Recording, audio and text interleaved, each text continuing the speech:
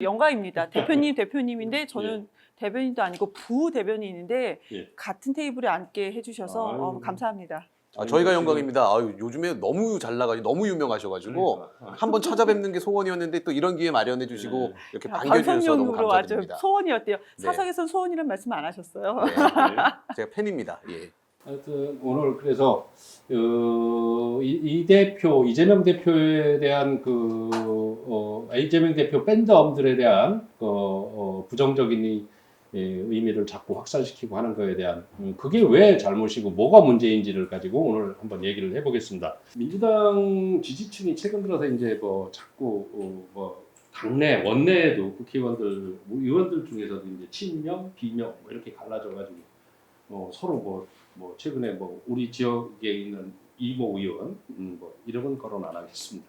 이모 의원 같은 경우도 뭐 사퇴를 해라 뭐 이런 얘기까지 나오고 하는데, 자 지금 민주당 내에서 이재명 대표가 사퇴를 한다, 만약에 사퇴를 해야 된다고 해서 사퇴를 한다, 그 대안이 누가 있을까요?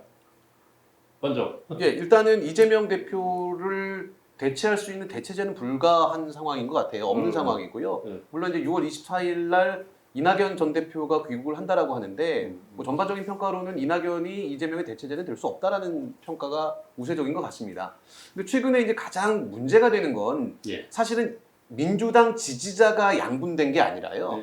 민주당에 있는 직업 정치인들이 일부 과대표돼서 이재명 대표의 사퇴를 주장하고 있는 현상으로 보이거든요. 실제 이재명 대표가 당대표에 선출될 때 77.77%라고 하는 경이로운 그 득표율로 지금 당대표로 선출이 되어 있는데, 그렇게 전반적인 지지를 받은 그 대표를 흔들고 있는 일부 정치인들이 도리어 더 큰 문제를 과대표되게 야기하고 있는 거다라는 평가가 좀 지배적인 것 같습니다. 그 분위기가 진짜로 그렇게 이재명 대표에 대한 반 이재명 대표 분위기가 이렇게 강합니까? 민주당 의원을 당에서? 우리가 180명이라고 하는데 그냥 지금 한 170명이 좀 안 되는데 170명이라고 제가 예를 들어서 말씀을 드리면 사퇴를 주장하시는 분이 한 3분 정도, 3분, 170대 3입니다. 그럼 그 많은 대다수는 그 대다수에서 반으로 좀 더 나눠서요. 사퇴는 무슨 사퇴야? 라는 생각. 거기서 이제 나머지 반은 정무적인 감각이 내가 우리 당 의원님도 이렇게 해서 어떻게 하는지 모르겠는데 많은 초선 의원들 포함해서요. 정무적인 감각이 제가 봤을 땐 없습니다. 그래서 사퇴까지도 고민할 수 있는, 이재명 대표가 설마 사퇴 되겠어? 고민할 수 있는 이런 생각을 가지고 지금 정무적으로 고민할 시간이 없어요. 지역구에 가서 열심히 지역구 선점에서 한이라고 없습니다. 그러니까 종합해보면 사퇴를 강력하게 주장하시는 분은 170대 3입니다. 그러면 그 사퇴를 주장하는 사람들은 이유가 뭐죠? 그 세 분을 제가 한 분 한 분 그 서명, 그러니까 이름을 꼬집진 않겠습니다. 제가 분석한 바에 의하면 과거에서부터 그들만의 역사적으로 인간관계의 역사적으로 함께할 수 없다. 그러니까 과거의 상처가 아직까지도 어린아이들처럼 남아있는 것들, 그런 점이 있을 거고요.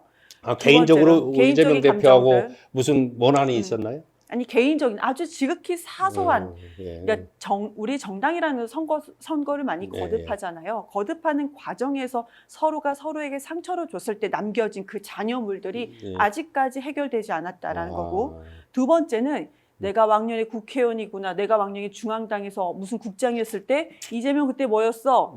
저는 여기서 상근 부대변인인데 이재명 대표는 그때 상근도 아니고 부대변인이었잖아. 이런 생각. 그러니까 사람은 발전하고 성장을 하는데 과거에 너무 머물러 있다는 생각. 자기보다 항상 밑에였다는 생각. 그리고 마지막 한참 모르겠어요. 그거 안 여쭤봐서요. 마지막 세 번째는 지금 내가 여기서 이재명을 무조건 사퇴하려고 주장해야지만이 내가 살아날 수 있을 거다. 유성의 모 의원님? 아마 그런 부류가 아니실까요? 저는 그렇게 생각합니다. 자, 우리 김 대표님. 자, 이게 그 이재명 대표를 자꾸 끌어내리려고 하는 사람들, 현역 중에서 민주당에 그 사람들이 저는 그렇게 보여요. 그 사람들 자기가 볼 때 공천 받기가 어렵다고 생각을 해도 자꾸 운운에 원래 떡 하나 더 주고 젖 더 준다 뭐 그런 얘기 하잖아요. 그런 게 아닐까. 네. 어떻게 생각하세요? 뭐 저도 전적으로 동의하고요. 네. 일단은 구조적으로 민주당이 갖고 있었던 어떤 태생적인 한계 같은 게 있습니다. 네. 민주당 같은 경우에는 자당을 비판하는 사람들을 내치지 못하는 경향성들이 좀 네, 있어 왔었어요. 그리고 최근에 이제 문제가 되고 있는 정치인들 같은 경우에는 언론 플레이 굉장히 능한데 예를 들면은 자다가 갑자기 그 급박침이 와서 네. 페북에 글을 씁니다. 네. 그럼 다음날 아침에 조선일보를 필두로 한 조중동이 네. 대서특필 해주고 이재명의 리더십 내부에서 흔들려라는 제목으로 음. 이러한 의원들이 내부의 비판을 건전한 비판을 한다라고 언론에서 실어주거든요. 예. 그러면 본인은 굉장히 균형 있는 정치인인 것처럼 코스프레를 할 수가 있고 네. 민주당은 그렇게 쓴소리를 많이 해왔고 자당의 자해 행위를 했던 의원들을 대부분 안고 가야 된다라고 하는 좀 그런 경향성을 지금까지 보여왔거든요. 네. 그러니까 만약에 두 가지 정도 생각할 수 있는데요. 첫 번째는 예를 들어서 그렇게 하면 내 지역구를 전략공천을 받을 수 있을 거다라고 하는 계산이 들어가 있을 것 같고 두 번째는 내가 이렇게 쓴소리하고 나는 출마하지 않겠다라고 도리어 예. 그 다음번을 노리려고 하는 그 좀 한 수 더 보는 행보를 하고 있는 거일 수도 있다라는 생각이 들었어요. 어쨌든 정치적인 계산이 있는 거죠, 본인의. 그렇게 한 수 더 내다 그것까지는 아닌데 그거는 이제 어쨌든 그건 좀 아닐 객관적인 평가를 해보려고 노력을 해서 그 말씀 드렸습니다. 알겠습니다. 자, 그리고 이제 우리가 좀 더 이제 조금 본론으로 들어가서 최근 들어서 이제 그 이재명의 뉴스타파의 보도에서 이제 그 이재명의 개딸들하고 김건희의 그 건희사랑인가? 뭐 김건희 여사 건희사랑인가? 뭐 그거하고 이제 같이 동일시하면서 이 어떤 팬덤의 부작용 뭐라 그러지? 하여튼 뭐 잘못된 점 뭐 이런 거에 대해서 보도를 했단 말이죠. 그래서 우리 특히 개딸들이나 뭐 이제 이재명을 지지하는 세력들이 아주 상당히 많이 반발을 하고 했는데, 자, 이 정치인의 팬덤에 대해서 어떻게 생각하시는지 우리 이 대변인. 우리가 팬덤이라고 한다면 과거에서부터 네. 노사모가 있었어요. 네. 그 전에는 박정희 대통령도 있었고 더 거슬러 올라가면 백번 김구 선생님, 그리고 몽양 여운여 선생님, 더 올라가면 도산 안창호. 이분들 한 분 한 분 보면은 마음을 뜨겁게 하는 무언가가 있었던 분들, 네. 그리고 탄압받았던 분들, 네. 그리고 그분들을 마음을 뜨겁게 지지하는 분들을 마음을 네. 뜨겁게 하는 무언가 트리거가 있는 사람들이에요. 예. 뭐 국민의힘 쪽으로 얘기를 한 분이 있었죠. 박근혜 전 대통령. 예. 거기는 확실한 네, 팬덤이 있는 그렇죠. 사람이죠. 예. 이런 것은 팬덤이 많습니다. 예, 맞습니다. 예. 현재 이제 이재명 대표를 향한 팬덤 자체가 SNS가 발달함에 따라서 이렇게 트리거 역할, 마음을 뜨겁게 하는 것 플러스 예. 지금은 특히 이제 정치 팬덤은요, 예. 신념을 가진 사람들이 어떻게 생겨나느냐, 정치 목표라든지 지향점, 그리고 내가 좋아하는 사람과 내 마음과 어떤 동질감, 예. 이런 것이 함께 오버랩 됐을 때 그 단단한 팬덤이 생긴다고 생각을 하거든요. 예. 그런데 지금 조금 전에 김건희 씨의 이제 건희사랑 예. 말씀을 해주셨는데, 그것은 언론에서 다뤄지는 기계적 어떤 수평 관계에서 이재명 당대표를 향한 팬덤과 건희사랑이라든지 한동훈을 향한 팬덤과 마치 동일선상으로 놓고 보는데 그 기간이라든지 그 깊이라든지 그런 것을 봤을 때는 그건 정말 언론의 기계적 수평이다. 그러면 우리 언론은 왜 그러냐 짧게 말씀드리면은 우리 언론 진영은 왜 그러냐. 예를 들어서 박정희 전 대통령이 집권한 것이 19년이 조금 안 됩니다. 18년 5개월이에요. 근데 민주당의 3명의 대통령이 집권한 것보다 훨씬 더 깁니다. 그들의 대통령 역사, 그러니까 국가를 집권했던 역사를 보면은 언론 진영 자체가 기울어진 운동장이 될 수밖에 없습니다. 그래서 기계적 그 수평을 맞춘다는 것이 이렇게 맞춰질 수밖에 없는 결과물이 나오는 건데, 그러면 지금 개혁의 딸들이라는 팬덤 자체는 본인들의 말하고 싶었던 정치 목표나 방향이나 지향점이 맞았던 겁니다. 근데 이것을 비판이라고 얘기한다는 것은요, 이들이 지금 주장하는 게 뭐냐, 민주당의 대의원과 예를 들자면 대의원과 당원들을 1대1표를 똑같이 하게 해주자. 국회의원 한 표나 당원들 한 표를 똑같이 하게 해주자. 그들이 개혁의 딸들이라는 분들이 주장하는 그 주장이 너무나도 당연하거든요. 지금 우리 시대에서 필요한 주장을 하는 겁니다. 이것을 이재명 당대표가 하는 것이고, 근데 여기에 이런 주장에 그럴 수 없다. 본인이 가지고 있는 마치 고유의 권한, 권력인 것처럼 하시는 분들이 반대라고 하면서 이것을 팬덤을 없어져야 된다. 그리고 그렇게 그런 팬덤이 많이 지지하는 유튜버 방송을 나가는 국회의원들 나가지 말아야 된다. 이렇게 주장을 하는 건데요. 마지막으로 당원들이, 국민들이 원하는 목소리를 내면요, 당신한테도 팬덤은 생길 수 있습니다.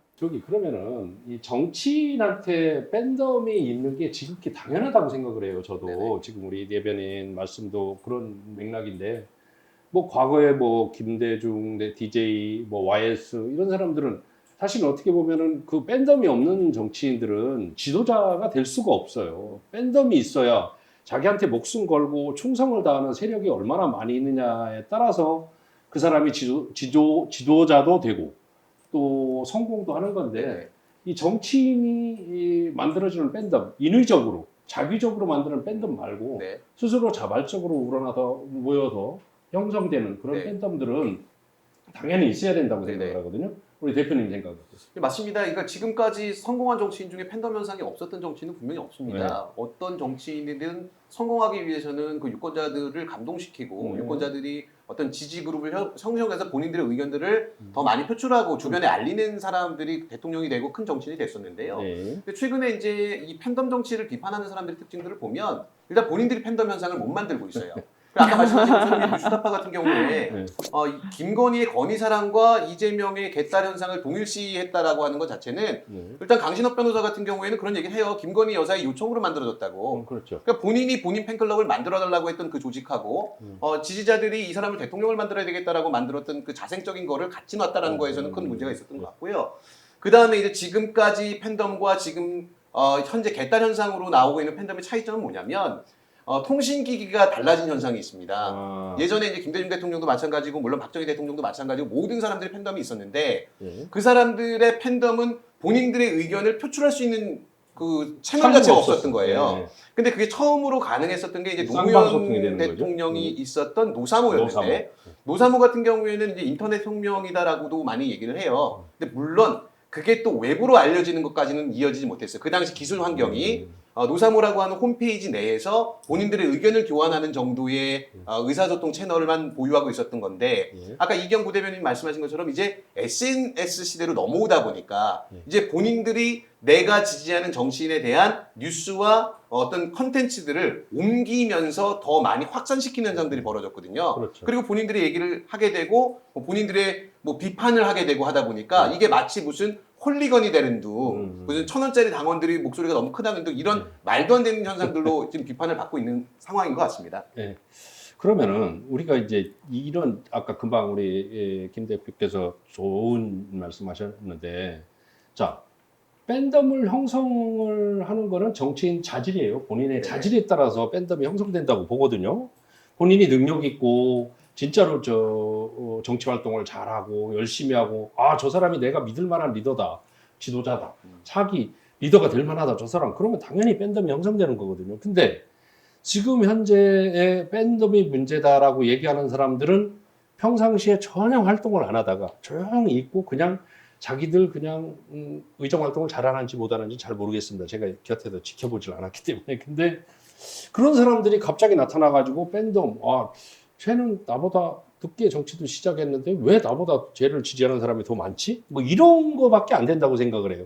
그러려니까 말이고요. 그분들의 마음이 왔다 갔다 하는 거예요. 본인들을 조금 지지하는 사람들이 있을 때는 팬덤에 대해서 말 한마디도 안 했습니다. 그러다가 지금 그러니까 당심이라고 할 수가 있죠. 당심과 아니면은 당원은 아니지만 이재명 당대표를 지지하거나 민주당을 지지하신 분들한테 비판을 받고 있으니까 마음이 또 왔다 갔다 한 거죠. 그래서 좀 그렇게 비판을 하는 것인데 우리는 지금 정당 정치를 하는 겁니다. 개인 플레이어를 하려면 그렇죠. 무소속으로 나가면 되죠. 그러면 이 민주당이라는 소속되어 있는 국회의원들은 민주당이 나아가는 거, 그리고 당을 지지하는 당원들이 무슨 요구를 하는지를 우리는 들어야 됩니다. 만약에 여기에서 더 튀는 행동을 하고 싶으면 그 개개인의 의원들이 그럼 본인이 밖에 나가서 무소속으로 정치인들하고 본인의 뜻을 또 따라주는 팬덤을 형성하는 게 맞다고 봅니다. 그런데 민주당 내에 있으면서 이게 지금 민주당이 아무래도 제1야당이지 않습니까? 다음 총선에서 민주당의 배지를 달고 나가면 무소속보다는 나으니까 어느 지역 에서든지 네. 그러니까 여기 당에서 있으면서 총질하는 거죠. 당과 다른 얘기를 합니다. 네. 당원들과 다른 얘기를 합니다. 그러면서 아까 말씀 주셨던 것처럼 민주당은 지금까지 내부 총질한 사람들 잘라내지를 못했습니다. 네. 그런 민주당도 혁신, 그러니까 혁신 자체를 해야 된다. 우리 개혁이라고 하는 것을 새롭게 바꾸는 건데 혁신은 가죽을 새롭게 하는 겁니다. 예. 한마디로 가죽을 새롭게 바꾸는 그런 고통이 있어야 되는 건데 지금 현재 민주당에서 그것을 진행하기 위해서는 반대, 그러니까 본인이 혁신의 대상이 될까 봐 두려워하는 분들이 많이 있긴 한데요. 그런 분들은 먼저 똑같이